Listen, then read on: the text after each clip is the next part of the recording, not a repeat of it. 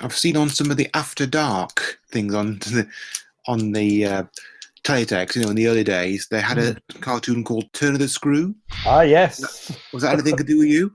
I did the artwork for it. They got in a guy who, I don't know who he was, but he claimed to have written for Viz. But when they did some digging, I mean, Viz seemed to sort of disown him. So I don't know if he'd done. This is what he was bought. Do you know what? This is really weird. I've just realised I had a dream last night about Teletext's first editor, John Holm. That's weird. How very odd. I must have known I was coming on it. But it was John, funnily enough, that brought him on, with this big fanfare that, this is, we're going to become Viz on the TV. This man wrote for Viz.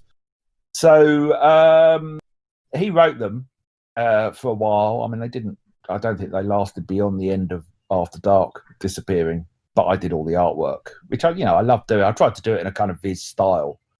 And at one point, I think there was discussions about trying to get Viz characters. I think that's how Turn of the Screw came about, was because Teletext, this guy had written some Roger Melly, the Man on the Telly, and Fat Slag's strips for Teletext, which I actually illustrated. I mean, they've been lost to the ether. But when they contacted Viz about getting the rights, Viz didn't want to know, and this guy didn't seem to quite have the connections that perhaps we were led to believe.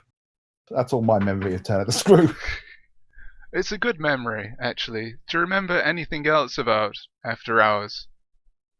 I remember doing the doing the homepage for it, which with the kind of city with the reflection in the water. I love doing that. That was something I did quite often because putting full stops as lights in the windows and things. That was always fun. Beyond that, I mean, other than the reasons why it finally got cancelled, I didn't have a lot to do with it.